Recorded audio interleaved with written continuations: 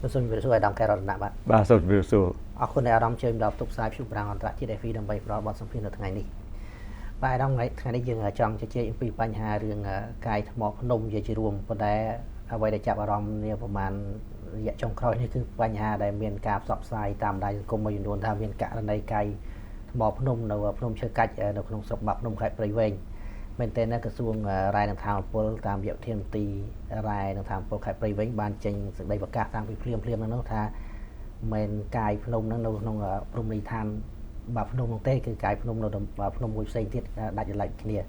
ប៉ុន្តែឥឡូវនេះអាដាមកែវរតនាលោកចង់បកស្រាយបញ្ជាក់បន្ថែមដើម្បីកុំឲ្យមានការបន្តផ្សព្វផ្សាយនៅព័ត៌មានបន្តទៀតនាំមានការផន់ច្រឡំអាដាមអាចបញ្ជាក់ឡើងវិញថាតើករណីកាយភ្នំនៅស្រុកបាភ្នំដែរហ្នឹងជាភ្នំដាច់ចលែកពីភ្នំឈើកាច់ហ្នឹងយ៉ាងម៉េចវិញការ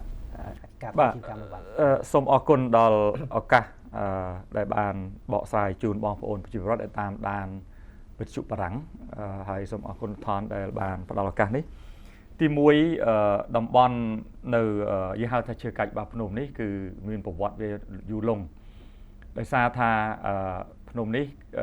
តាំងពីជំនាន់បារាំងក្រោយបារាំងមកដែលធ្វើផ្លូវជាតិលេខ1ហ្នឹងតាមឯកសារប្រវត្តិសាស្ត្រគឺភ្នំតូចមួយនោះគឺត្រូវបានតាំងពីជំនាន់ដើមមកហើយបើសិនជាបងប្អូនទៅជួបអ្នកស្រុកដែលចាស់ទុំនៅហ្នឹងភ្នំគេធ្វើថ្មតាំងពីយូរហើយតាំងពីជំនាន់ពីដើមមកដែលដោយសារថា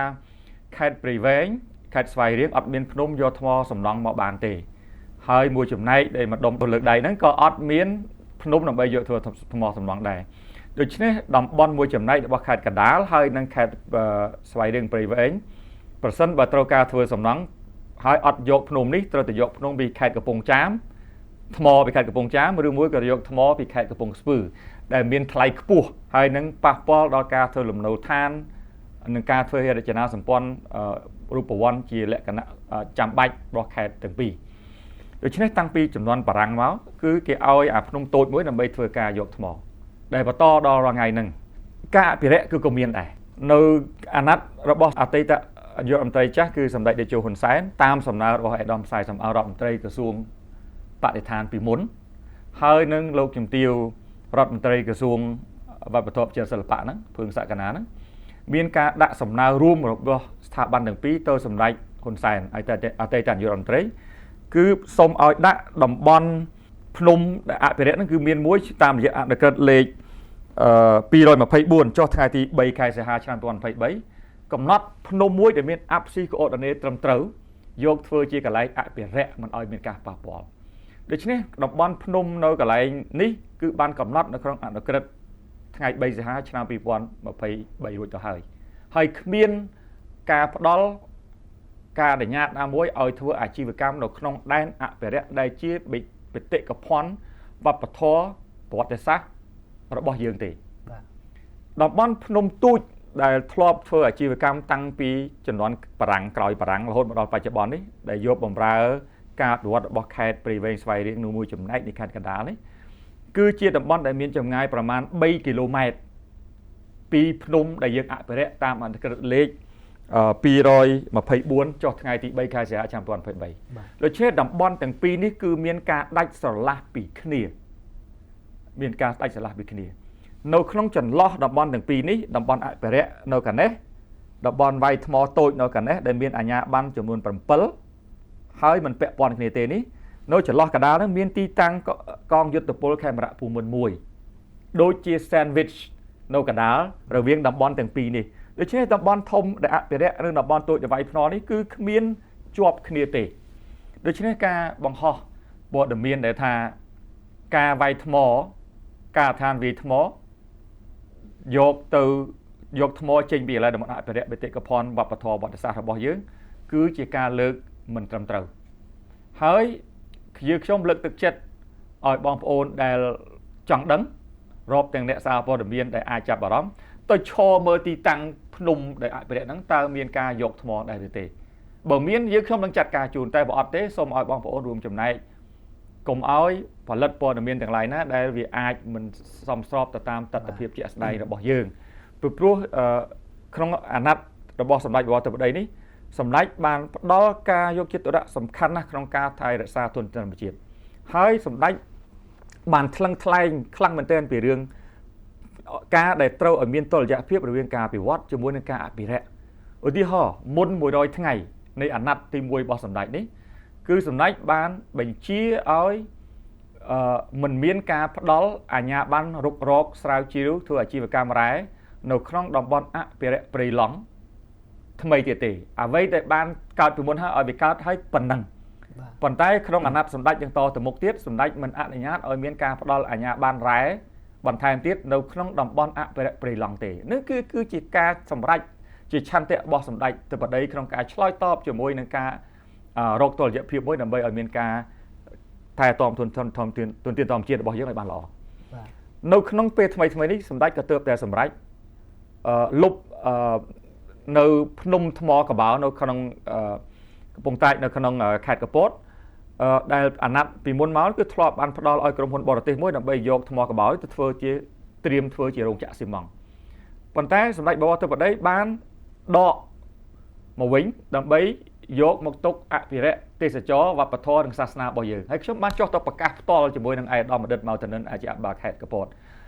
ដែលមានការគ្រប់គ្រងពីប្រជាពលរដ្ឋនៅខេត្តកពតហើយនៅក្នុងតំបន់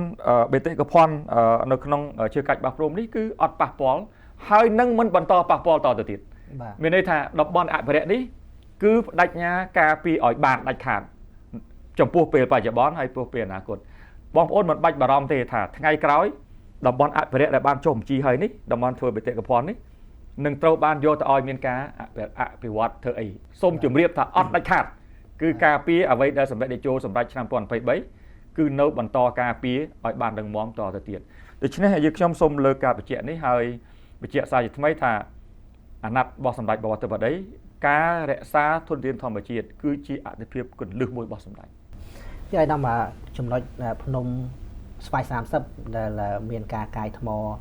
ហើយដំលើកឡើងតាំងពីចំនួនបារាំងហ្នឹងនៅក្នុងស្រុកបាភ្នំដែលនៅ3គីឡូពីព្រំនីតាមភ្នំជើងកាច់ហ្នឹងអាចនិយាយបានថាការធ្វើអាជីវកម្មដោយក្រុមហ៊ុនមានអាជ្ញាប័ណ្ណ7ហ្នឹងពិតទៅយ៉ាងណាដែរហើយរដ្ឋប្រមូលពន្ធពីក្រុមហ៊ុនហ្នឹងបាទប្រមូលទី1បញ្ហាកន្លែងទៅនេះបន្តពីប្រវត្តិសាស្ត្រតាំងពីជំនាន់បារាំងមកនេះហើយខ្ញុំលើកទឹកចិត្តឲ្យបងប្អូនមួយចំនួនទៅសួរចាស់ទុំម្ដុំហ្នឹងការធ្វើថ្មនេះដូចថាអញ្ចឹងមិនមែនចាប់ដើមដោយសម្ដេចតេជោទេបើនិយាយកន្លែងហ្នឹងតាំងពីជំនាន់ដើមមកដោយសារអីដោយសារស្ថានភាពខេត្តព្រៃវែងស្វាយរៀងអត់មានថ្មសំណង់បាទអញ្ចឹងហើយបើសិនជាមិនឲ្យដំណោះស្រាយកន្លែងនោះទេគឺនឹងត្រូវយកថ្មពីខេត្តកំពង់ស្ពឺនិងខេត្តកំពង់ចាមដែលមានថ្លៃខ្ពស់ដែលប៉ះពាល់ដល់ការសាងសង់របស់បងប្អូនប្រជាពលរដ្ឋរបស់ខេត្តស្វាយរៀងនិងខេត្តព្រៃវែងជាពិសេសហើយអំពីបញ្ហាធ្វើថ្មកន្លែងនេះការធ្វើអាជីវកម្មធនធានរ៉ែត្រូវបង់សួយសារគឺមានន័យថាជាការបង់ទៅលើធនធានធម្មជាតិដែលយកមកធ្វើអាជីវកម្មដើម្បីចូលជាចំណូលរដ្ឋដើម្បីរដ្ឋយកធ្វើការអភិវឌ្ឍបាទទៅវិស័យផ្សេងអប់រំសុខាភិបាលផ្លូវថ្នល់អីទីពេទ្យជាដើមអញ្ចឹងហើយត្រូវមានការចូលរួមការពារបរិស្ថានអញ្ចឹងក្រសួងបរិស្ថានក៏ជាអ្នកចេញការអនុញ្ញាតឲ្យអាជីវកម្មទាំងអស់នោះតាមក្របខ័ណ្ឌនៃការពារបរិស្ថានដែលមិនមានការប៉ះពាល់សូម្បីតែការដឹកជញ្ជូនយកថ្មចេញពីកន្លែងនោះត្រូវមានផ្លូវមួយដែលឡែកទៀតមិនឲ្យទៅប៉ះអាផ្លូវកន្លែងអភិរក្សនឹងរំខានទេអញ្ចឹងសូម្បីតែការដឹកជញ្ជូនក៏មានការគិតគូរដែរការដឹកជញ្ជូនថ្មចេញពីកន្លែងដែលគេអនុញ្ញាតហ្នឹងគឺត្រូវតែចេញទៅកន្លែងមួយដែលមិនប៉ះពាល់ដល់តំបន់បេតិកភណ្ឌដែរហើយបងប្អូនអាចទៅសួរអាជ្ញាធរបានអាចទៅសួរប្រជាពលរដ្ឋទៀតបានសូម្បីតែការដឹកជញ្ជូនក៏មានការគិតគូរដែរប៉ុន្តែការបង់ពន្ធដារការបង់សួយសារគឺដាច់ខាតត្រូវធ្វើហើយគ្មានអ្នកណាជំពាក់បានទេគឺដោយសារអីដោយសារថាអាជីវកម្មទាំងអស់នោះក្រៅពីការដោះស្រាយថ្មឲ្យទៅតំបន់ខេត្តទាំងពីរគឺអាជីវករទាំង7ត្រូវមានកាតព្វកិច្ចបង់ពន្ធដារឲ្យរដ្ឋហើយនឹងបង់សួយសារជូនរដ្ឋហើយសួយសារអ្នកប្រមូលក្រសួងសេដ្ឋកិច្ចហិរញ្ញវត្ថុជាមួយនឹងក្រសួងរាយធម្មពលជួនកាលម្ដងចូលរួមដោយអង្គភាពប្រឆាំងអំពើពុករលួយដើម្បីធានាថាយន្តការនេះមិនត្រូវបានបលិមបន្លំឬមួយក៏បំភ្លៃបាទហើយដល់បើសិនជាទៅថ្ងៃអនាគតអាជីវកម្មភ្នំដដែលមិនអញ្ចឹងនឹងបន្តធ្វើអាចនិយាយបានថានឹងអស់ភ្នំឯនៅទីនោះហើយយ៉ាងម៉េចវិញបាទក្រសួងរាយធម្មពលមានកាតព្វកិច្ចធានាយ៉ាងណាឲ្យបងប្អូនប្រជាពលរដ្ឋដែលត្រូវការសាងសង់ផ្ទះគឺមានសម្ភារៈសំណង់ដូចជាខ្សាច់ដូចជាថ្មហ្នឹងដែលអាចយកមកប្រើប្រាស់បានក្នុងថ្លៃមួយសមរម្យយើងតែងតែមានការបារម្ភចំពោះខេត្តព្រៃវែងនិងស្វាយរៀងចំពោះកង្វះខាតនៃថ្មសម្ភារៈសំណង់សម្រាប់ខេត្តទាំងពីរនេះដូច្នេះហើយបានជាចំពោះពេលបច្ចុប្បន្ននេះយើងឲ្យប៉ុណ្ណឹងគឺអាចបម្រើបានការសាងសង់ ហេដ្ឋារចនាសម្ព័ន្ធផ្លូវលំផ្លូវអីទូចតាចហ្នឹងគឺធ្វើបានហើយការសាងសង់លំនៅឋានគឺធ្វើបានដោយមិនមានចាំបាច់ក្នុងការទៅយកថ្មថ្លៃពីកំពង់ស្ពឺនិងកំពង់ចាមទេប៉ុន្តែយើងក៏មានការបារម្ភថាថ្ងៃក្រោយទៅក៏អាចខ្វះថ្មអញ្ចឹងហើយបានជាបច្ចុប្បន្ននេះមានការក្រងសាងសង់ផ្លូវលបឿនលឿនពីភ្នំពេញទៅបាវិតក្រសួងរាយរដ្ឋាភិបាលបានដាក់ការហាមឃាត់មិនឲ្យក្រុមហ៊ុនដែលទទួលភារកិច្ចធ្វើផ្លូវភ្នំពេញបាវិតនេះលបឿនលឿនថ្មីនេះទៅយកថ្មពីតំបន់ជើងកាច់បាភ្នំទេហើយហាមមិនឲ្យសេវាករ7ហ្នឹងផ្គត់ផ្គង់ឲ្យមកផ្លូវលបឿនលឿនដែរពីព្រោះផ្លូវលបឿនលឿននេះនឹងត្រូវប្រើថ្មច្រើនអញ្ចឹងត្រូវឲ្យគាត់ទៅយកថ្មពីខេត្តកំពង់ស្ពឺឬមួយខេត្តកំពង់ចាមអត់ឲ្យយកពីកន្លែងតំបន់នោះទេដើម្បីរក្សាភ្នំតូចតាចដែលសេសសល់ដែលធ្វើតាំងពីជំនាន់ក្រោយបារាំងហើយនេះគឺនៅតែបន្តយកទៅធ្វើផ្ទះលំនៅឋានប្រជាពលរដ្ឋអត្ថិភាពទី1ទី2ផ្លូវគ្រោះផ្លូវកស៊ូតូចតាចតាមខេត្តទាំងពីរហ្នឹងអាចយកទៅបានប៉ុន្តែផ្លូវលបឿនលឿនហាម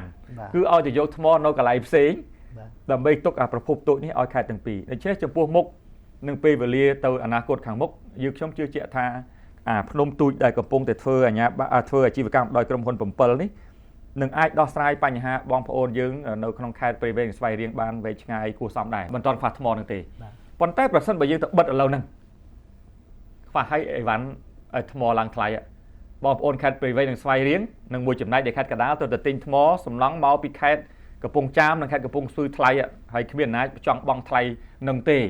អញ្ចឹងហើយបានជាការអភិរក្សគឺមានកន្លែងអភិរក្សមួយអត់ប៉ះពាល់ដាច់ខាតចំពោះបច្ចុប្បន្នទៅអនាគតដែលកន្លែងដែលធ្លាប់ធ្វើតាំងពីជំនាន់បារាំងហើយនៅបន្តទៀតដោយសារកន្លែងហ្នឹងវាជាកន្លែងដែលយើងត្រូវដោះស្រាយបញ្ហាសាងសង់លំនៅឋាន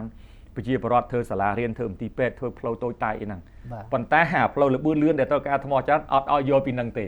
បាទសូមបញ្ជាក់ជូនបញ្ជាក់ឡើងហ្នឹងបាទហើយទោះបីថ្ងៃក្រោយមានបញ្ហាអីក៏ដោយតំបន់អភិរក្សនោះយើងមិនប៉ះទេអាហ្នឹងសូមបញ្ជាក់មួយទៀតតំបន់អភិរក្សដែលដាក់ក្នុងអនុក្រឹត្យលេខ224ចុះថ្ងៃទី3ខែសីហាហ្នឹងគឺយើងមិនប៉ះតំបន់បេតិកភណ្ឌនោះទេអរគុណអាយដាមសូមជម្រាបថាអាយដាមកែវរតនៈគឺជារដ្ឋមន្ត្រីក្រសួងរាយរដ្ឋាភិបាលអរគុណច្រើនអរគុណបងប្អូនប្រជាពលរដ្ឋបាទ